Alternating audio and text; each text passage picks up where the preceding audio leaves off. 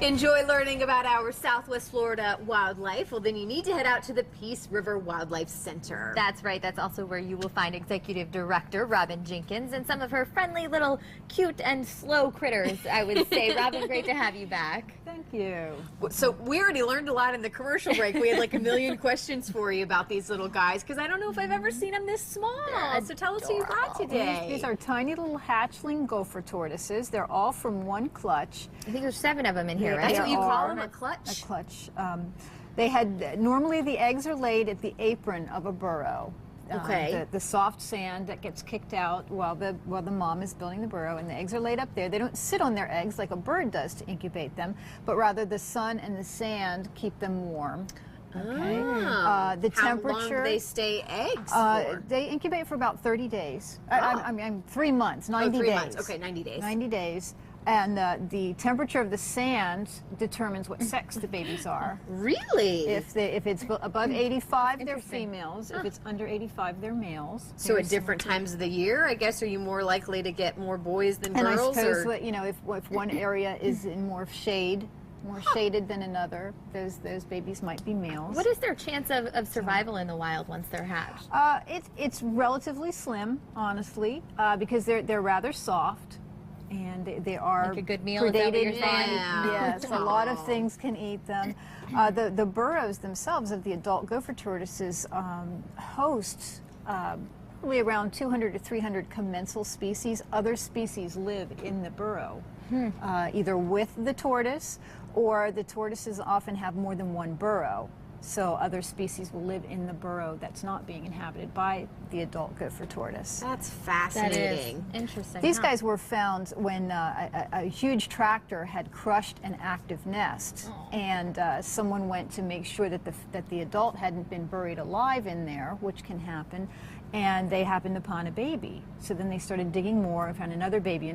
There's 7 of these little hatchlings were about 2 feet deep in that nest. We never found the mom, I guess? No, she was not found. And something else you said was really fascinating is that they don't reach maturity until 15 years. Right, they don't reach sexual maturity. They live, 50, 75, 100 years. Well, because that's what I was asking you about, how long, how often they can breed and make babies, and you were saying, I mean, how often? They can reproduce every year once they're sexually active. Because all mom does basically is lay the eggs, and then the babies are on their own.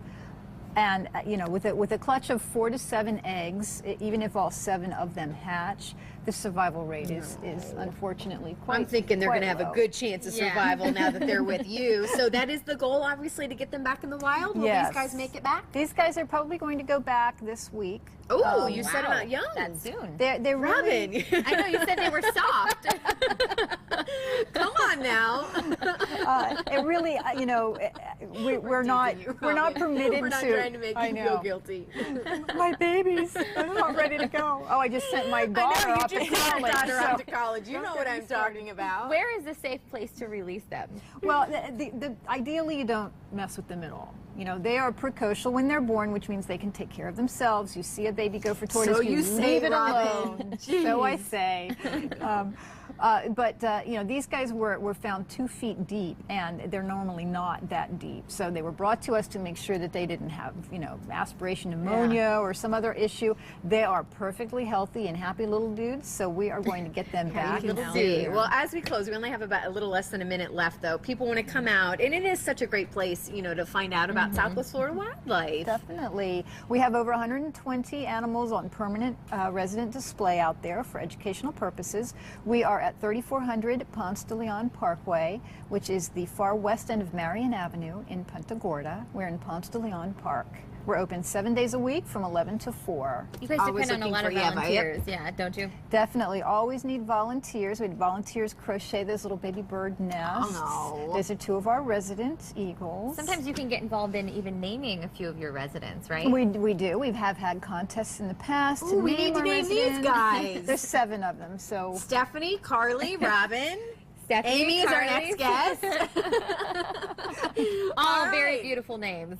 All right, so certainly come in. Again, always looking for volunteers, always looking for donations. I know it takes a lot of money to take care of these donation-driven. guys, and- Yes. Awesome. Well, Robin, thank you. We love having you here. Great to see you again. She's got to leave now to go release these guys. Jeez, only after a week.